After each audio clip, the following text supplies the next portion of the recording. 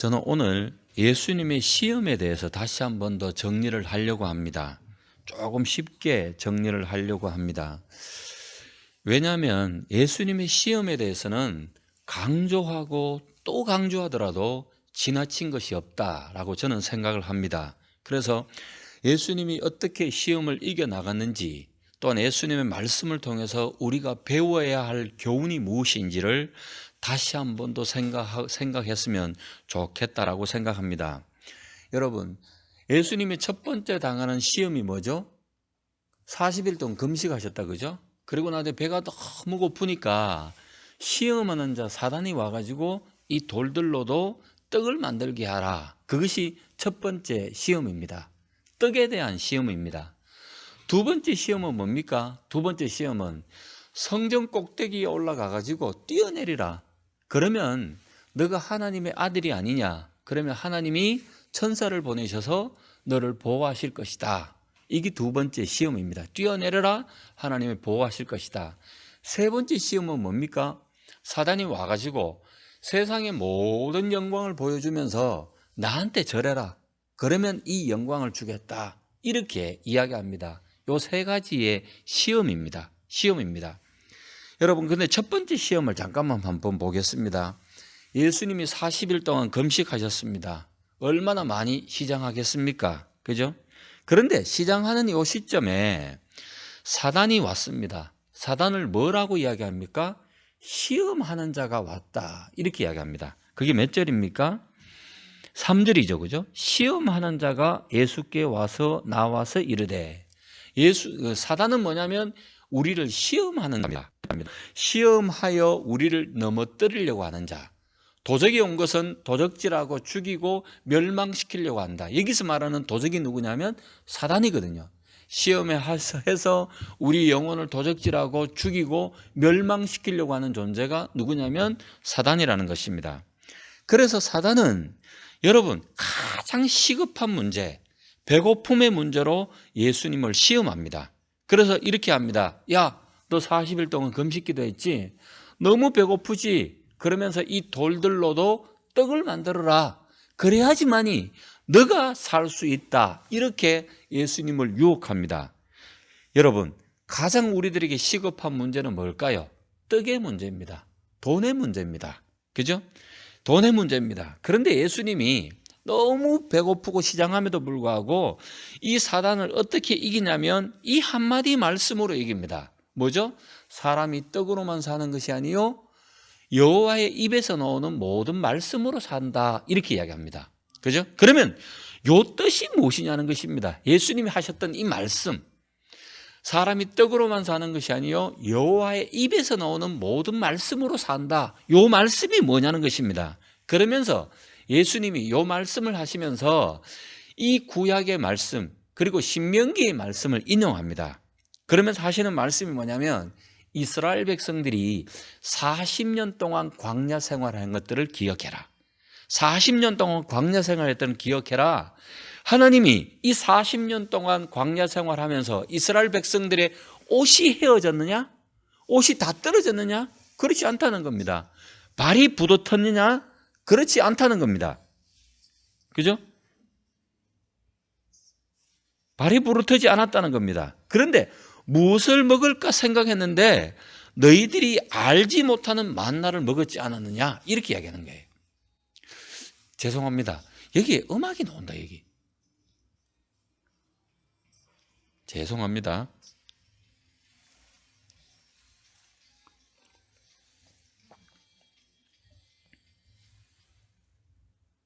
오케이. 됐습니까? 감사합니다. 다시 한 번 더요. 자, 사람이 떡으로만 사는 것이 아니고 여호와의 입에서 나오는 모든 말씀으로 산다. 이렇게 이야기합니다. 그러면서 어떤 말씀을 인용하냐면 이스라엘 백성들이 광야 생활 동안 했던 40년의 광야 생활을 생각해 봐라. 옷이 헤어졌느냐? 발이 부르텄느냐? 너희들이 무엇을 먹고 살을지를 몰랐는데 너희들이 생각지도 못했던 만나를 먹게 하셨지 않느냐? 이렇게 이야기합니다.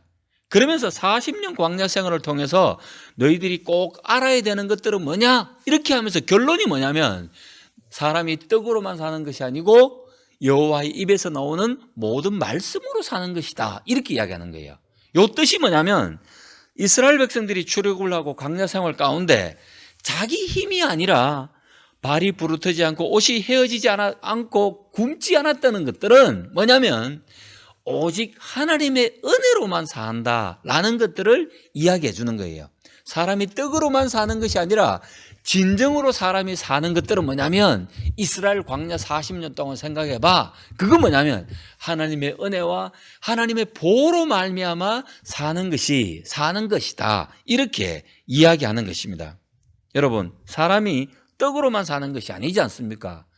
우리 장로님, 권사님 60년, 70년 동안 사시면서 내가 정말 어떤 면에서 먹을 것이 없어서 내가 이렇게 먹을 것이 풍족했기 때문에 내가 이렇게 살았는 것이 아니라 가만히 지나고 나니까 먹을 것만 있어서 내가 살았던 것보다는 정말 하나님의 은혜 가운데 은혜가 있었기 때문에 내가 살았습니다라고 이야기하는 것들이 뭐냐면 사람이 떡으로만 사는 것이 아니라 오직 여호와의 입에서 나오는 모든 말씀으로 사는 것이다. 말씀으로 산다는 것이 뭐냐면 오직 여호와의 은혜로만 사는 것입니다 라고 말하는 것과 똑같다는 것입니다.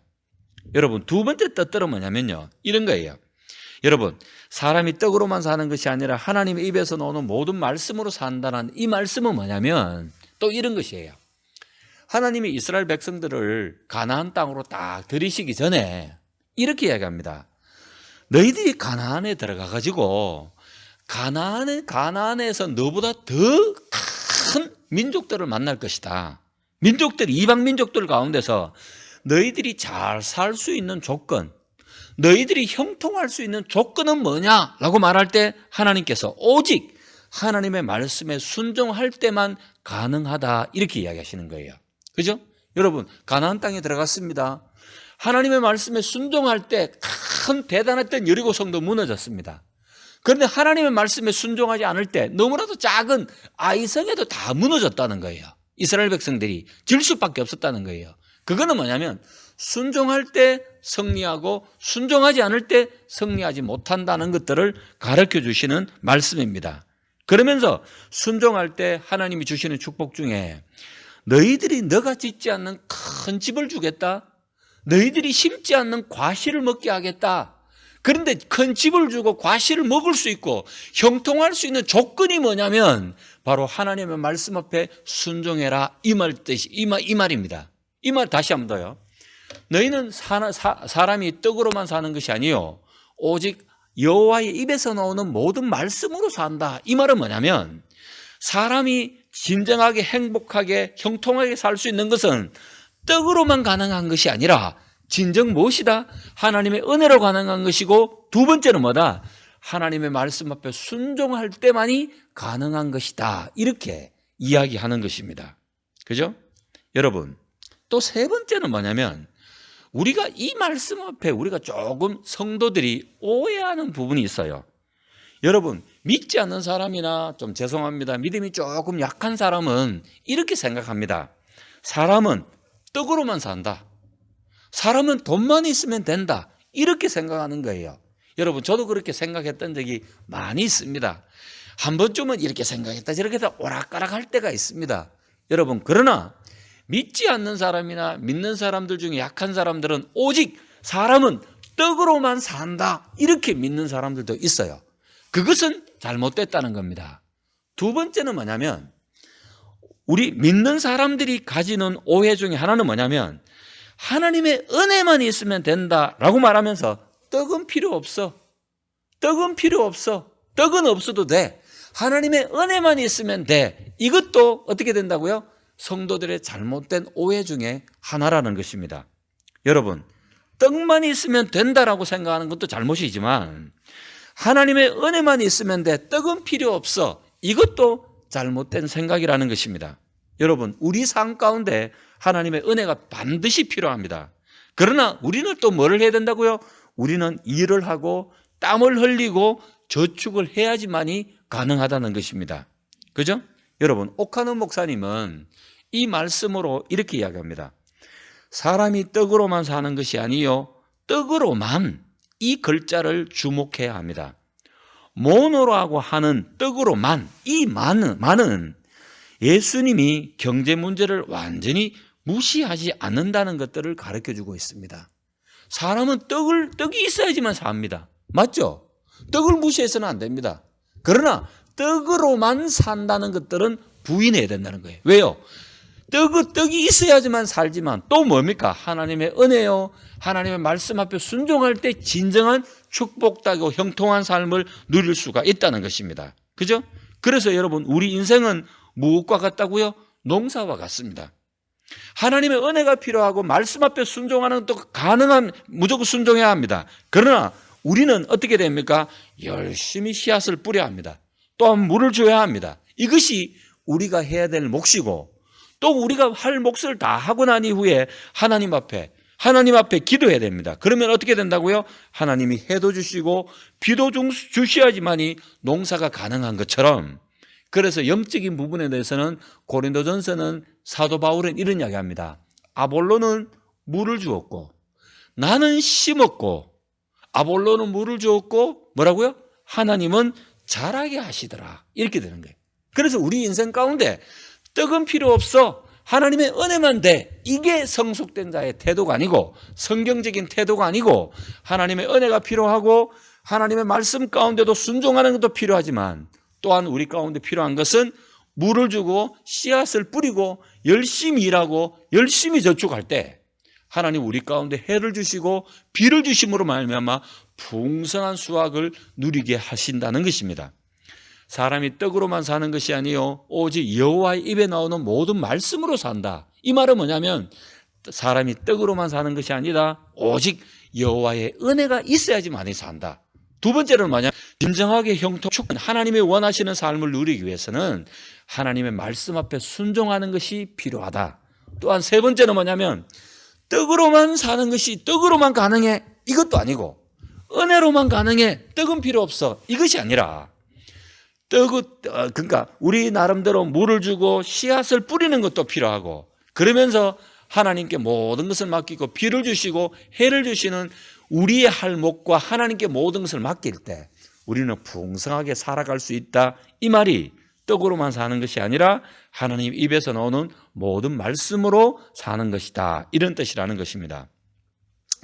두 번째 시험은요, 사단이 예루살렘 성전 높은 곳에 데리고 올라갑니다. 그러면서 하는 이야기가 뭐냐면, 야, 뛰어내려라. 뛰어내리면 너가 하나님의 아들이지 않느냐. 그러면 천사를 보내셔서 하나님이 너를 보호하실 거야. 이렇게 됩니다. 그러니까 사단이 뭐라고 이야기합니까? 주 너희 하나님을 시험하지 말라. 이렇게 이야기합니다. 여러분 한번 따라 하십시다. 주 너희 하나님을 시험하지 말라. 여러분 잘 들어보셔요. 하나님의 말씀은 신뢰의 대상이지 시험의 대상이 아닙니다. 다시 한 번 더요. 하나님의 말씀은 신뢰의 대상이지 시험의 대상은 아니라는 것입니다. 한번 볼게요. 그러면 목사님, 하나님의 말씀에 대해서 시험하는 것은 무엇이며 하나님의 말씀에 대해서 신뢰하는 것은 무엇입니까? 이렇게 물어볼 겁니다.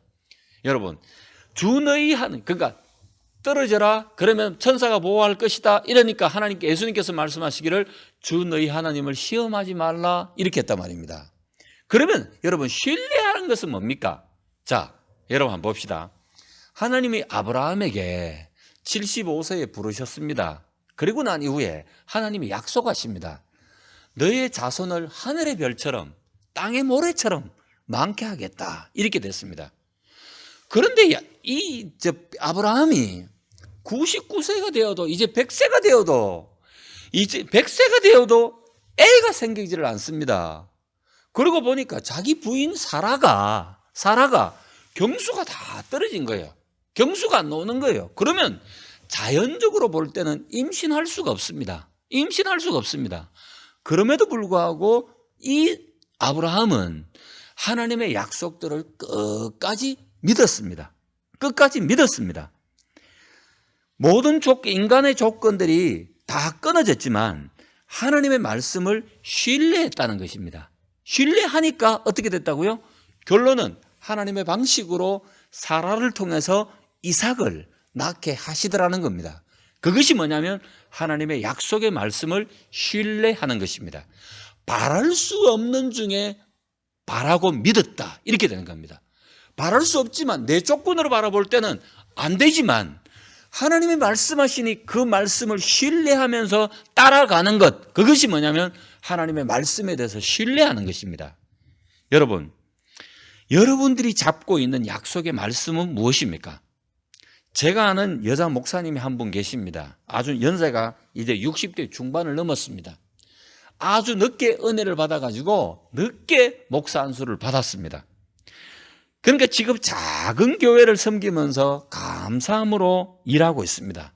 그런데 60 다 돼가지고 목사 안수를 받고 50대 후반에 목사 안수를 받고 60대가 중반에 되니까 자기가 너무 늦게 목사 안수를 받은 것들에 대해서 너무 억울해 하셨어요. 그런데 어느 날 시편의 말씀을 쭉 보는데 너무 자기에게 은혜가 되는 말씀이 있더랍니다. 그 말씀이 뭐냐면 이 말씀이에요. 오직 의인은 종려나무같이 번성하며 레바논의 백향목같이 성장하리로다. 이는 여호와의 집에 심겼으며 하나님의 뜰 안에서 번성하리로다. 그는 늙어도 여전히 결실하며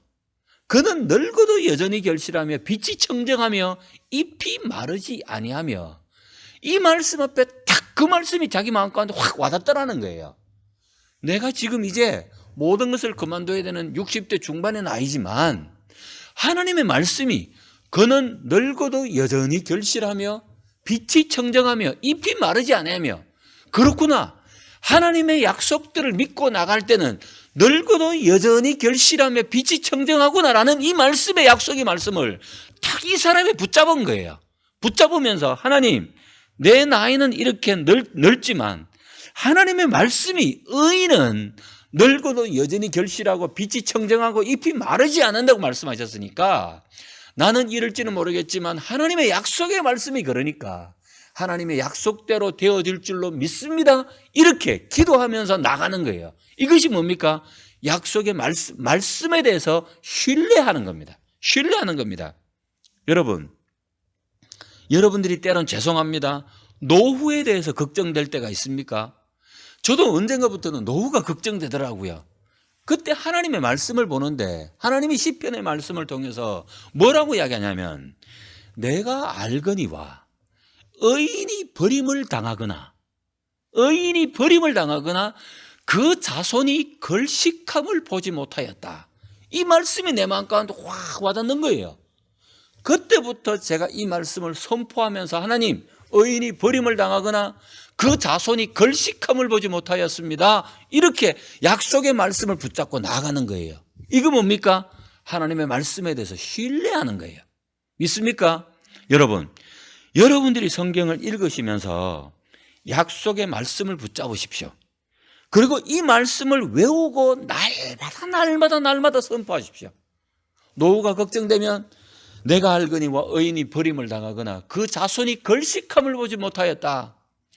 우리 가정의 구원의 말씀에 대해서, 구원에 대해서 우리 자식이 구원받고 우리 부모가 구원받아야 되는데 내가 볼 때는 그렇게 되지 않았다라고 생각하시면 기도하시면서 주 예수를 믿어라. 그러면 너와 내 집이 구원을 얻으리라. 이 말씀을 붙잡는 거예요. 붙잡고 기도하고 계속적으로 나아가는 거예요. 그게 뭐냐면 하나님의 말씀에 대해서 신뢰하는 거예요. 여러분 믿습니까? 그래서 여러분 제가 아는 저희 큰 누나는 지금 저희 자영이 믿지를 않습니다. 그런데 지금 참 어려운 가운데 있습니다. 그런데 우리 누나가 붙잡은 그 말씀은 뭐냐면, 여호와께서 시온의 포로를 돌려보내실 때에 우리는 꿈꾸는 것 같았도다. 여호와께서 우리를 위하여 큰 일을 행하셨으니 우리는 기쁘도다. 이러면서 뭐냐면, 하나님, 꿈꾸는 것 같은 그 일들이 아버지의 이름으로 이루어지게 해 주시옵소서. 이렇게 날마다 기도하는 거예요. 그게 뭡니까? 하나님의 말씀에 대해서 신뢰하는 겁니다. 신뢰하는 겁니다. 사랑하는 여러분, 우리가 원래 3개월 동안 신약을 일독할 겁니다. 말씀을 어느 날 읽는데 그 말씀에 팍 부딪힐 때가 있습니다. 그거는 하나님이 여러분들 가운데 주시는 말씀, 약속의 말씀이거든요. 이 약속의 말씀을 붙잡는 거예요. 그리고 죄송합니다. 돌아가실 때까지 그 말씀을 날마다 선포하는 거예요. 이렇게 이루실 하나님의 이름을 찬양합니다. 이렇게 되는 거예요. 그러면 그 말씀대로 되어질 줄로 믿습니다. 그것이 뭐냐면 하나님의 말씀에 대해서 신뢰하는 겁니다. 그런데 반대로 하나님의 말씀에 대해서 시험하는 것은 무엇입니까? 사단이 성전 꼭대기에 가가지고 야 뛰어내려 여호와께서 너를 보호하실 거야. 이 말씀은 뭐냐면 시편 91편에 대해서 인용한 말씀입니다. 하나님이 어디 가든지 무엇을 하든지 천사를 보내셔가지고 너희들을 보호하시겠다라는 말입니다. 그런데 천사를 보내셔서 보호하시겠다 이랬는데 오케이 여호와께서 천사를 보내셔서 우리를 보호하신다고 하셨으니까 뛰어내려 보자. 하나님이 보호하실 거야. 여러분 이게 뭡니까? 하나님의 말씀에 대해서 시험하는 것입니다. 여러분 똑같은 일들이 기록해 보면 이런 말씀이 있습니다. 여러분 마술사 시몬이라는 사람이 있었답니다. 마술사 시몬이라는 이 사람이 자기의 제자들과 함께 그 예루살렘 성전 꼭대기에 올라갔답니다. 성전 꼭대기에서 뛰어내리면 보통 이 낭떠러지가 한 100m에서 120m 정도 된답니다. 얼마나 높겠습니까? 그러면서 이 사람들이 이런 이야기 했답니다. 우리가 뛰어내리자. 예수님도 뛰어내리지 못한 것들을 우리가 하자. 그러면 하나님이 보호해 주실 거야. 이러면서 뛰어내렸다는 거예요. 여러분 이것이 뭡니까? 하나님의 말씀에 대해서 시험하는 겁니다. 그러면서 어떻게 됐다고요? 다 죽었습니다. 다 죽었습니다. 여러분 시편 91편에 사단이 인용했던 이 말씀은 천사를 보호해서 너희들을 보호할 것이다라는 이 말씀은 지존자의 은밀한 곳에 거하며 전능자의 그늘 아래 사는 자들에게 하나님이 보호하시겠다라는 약속의 말씀입니다. 너희들이 어려움, 전염병 가운데 너희들이 옆에서 1000명이 넘어지고 10,000명이 넘어지더라도 내가 너희들을 보호하겠다는 약속의 말씀입니다. 그러면서 우리는 이 말씀의 약속의 말씀을 믿고 하나님 그렇습니다. 어디를 가든지 어떤 환경 가운데서도 하나님이 보호하시니까 믿습니다. 이렇게 하면서 당당하게 걸어 나가는 것 이것이 하나님의 말씀에 대해서 신뢰하는 것이지 하나님이 보호하시니까 뛰어내려보자. 이거는 뭐냐면 여호와의 말씀에 대해서 시험하는 것이라는 것입니다. 여러분 믿는 자들에게 이런 표징이 따르리니 곧 그들이 내 이름으로 귀신을 쫓아내며 새 방언을 말하며 뱀을 집어 올리며 무슨 독을 마실지라도 해를 받지 않을 것이고 병든 자에게 손을 얹은 적 나으리라. 그죠? 하나님의 뜻대로 살아가면서 하나님의 말씀대로 순종하면서 나아가는 그들에게 이런 표징이 따르리니. 그래서 여러분 사도행전에 보면 이 그 전도여행을 가다가 어느 멜리데 섬이라는 도착했습니다. 나무에 불을 때우니까 그 불 속에 있는 그 나무 속에 있는 이 독사가 불을 쬐고 있는 이 바울의 손을 꽉 물었습니다. 물었는데 어떻게 됐다고요? 나은 거예요. 믿고 나아가는 자에게 그런 어떤 어려움이 있더라도 하나님이 보호하시겠다는 것이지 독사에게 하나님이 보호하시겠다고 하니까 손 물어봐 이러면 어떻게 될까요? 그거는 여호와의 말씀에 대해서 시험하는 것이라는 겁니다. 그러면 하나님이 보호하시니까 뛰어내려보자, 독을 마셔보자, 손에 한번 넣어보자, 이것들은 다 여호와의 말씀을 시험하는 것이라는 것입니다. 뛰어내려라, 여호와의 말씀, 오직 하나님 주 너희 하나님을 시험하지 말라. 하나님의 말씀은 신뢰의 대상이지 시험의 대상은 아니라는 것입니다. 여러분, 그런데요, 성경에는 보면 시험하라는 것이 있어요. 그것이 뭘까요? 11조에 대해서 시험하라 이렇게 합니다. 여러분 하나님은 다른 거는 다 놔두고 왜 11조에 대해서 시험하라고 하셨을까요? 여러분 그런데 우리가 말라기 상황들을 잘 이해하다 보면 하나님이 왜 그렇게 이야기하시는지 알 수가 있어요. 여러분 말라기는요 성전을 다 건축했습니다. 성전을 건축했는데 그러면 이 사람들이 11조도 내고 헌물도 바쳐야 되는데 이 사람들이 11조를 내지 않는 거예요. 헌물을 바치지 않는 거예요. 그러면 11조와 헌물을 먹고 살아야 될 레위인들과 제사장들이 먹을 것이 없으니까 어떻게 됐다고요? 이 사람들이 생업을 쫓아 직업을 쫓아 나갑니다. 그러면 어떻게 될까요? 교회가 성전이 텅텅 비어버리는 거예요.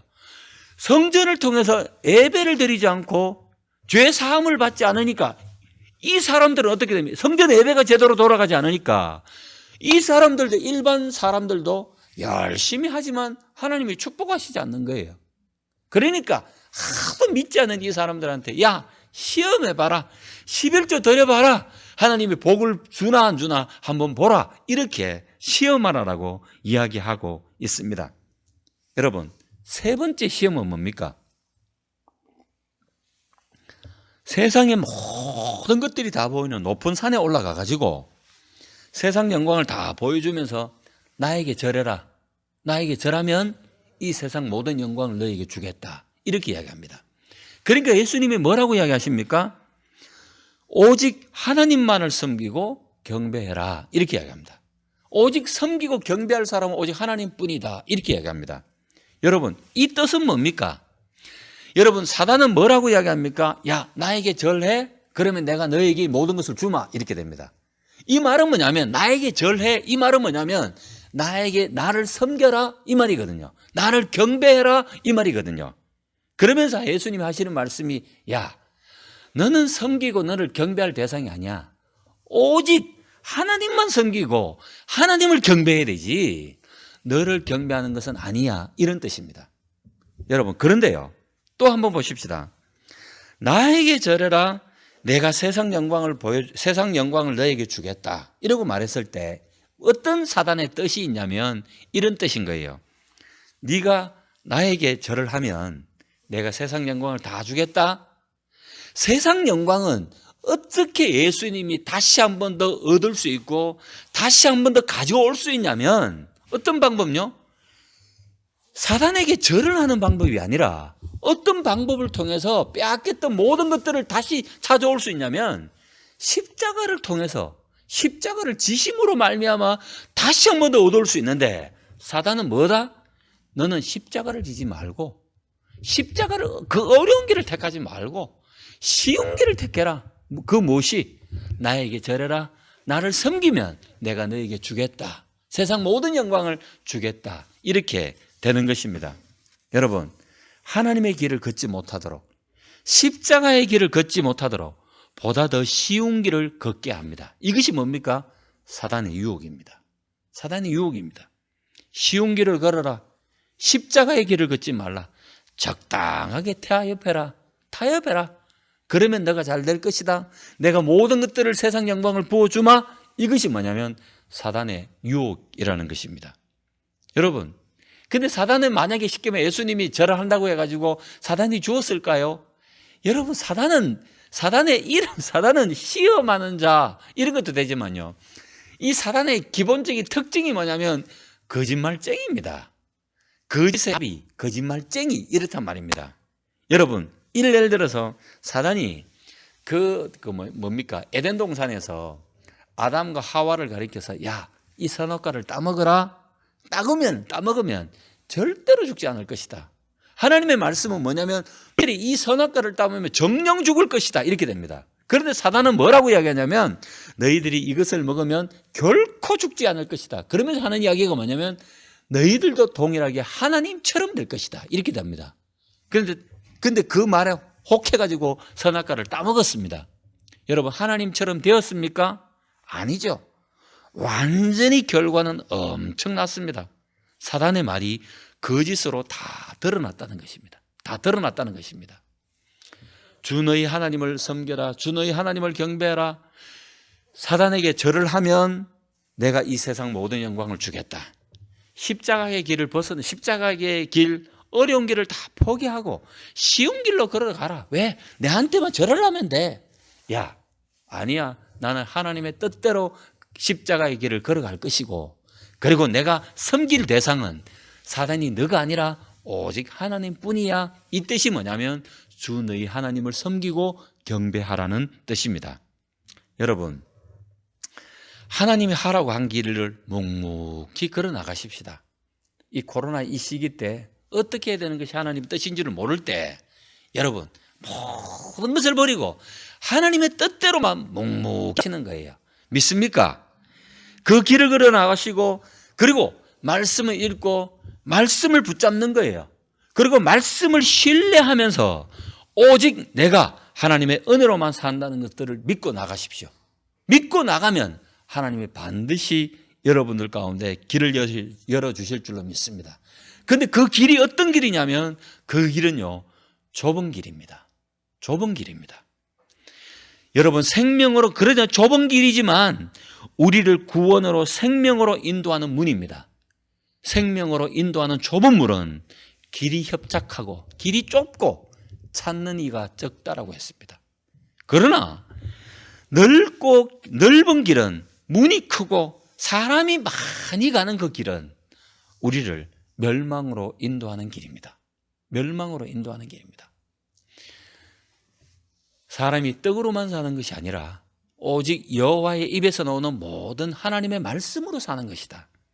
우리가 사는 것은 떡으로만 사는 것이 아니라 오직 하나님의 은혜로만 사는 것이고, 우리가 진정으로 형통하는 길은 하나님의 말씀 앞에 순종하는 길이다 라는 것들을 이렇게 이야기해 주고 있고, 그리고 뛰어내려라, 하나님의 말씀은 시험의 대상이 아니라 신뢰의 대상이라는 것들을 다시 한 번 더 이야기하고 있고, 그리고 오직 쉬운 길로 가라, 십자가의 길로 가지 마라, 그리고 나에게 경배해라, 그것은 다 거짓말이고 하나님의 길을 따라가고 어려운 길을 따라가고 그리고 십자가의 길을 따라가고 좁은 길로 갈 때 그 좁은 길이, 십자가의 길을 따라가는 그 길이 바로 우리를 생명으로 구원으로 인도하는 길이라는 것들을 항상 명심해야 될 줄로 믿습니다.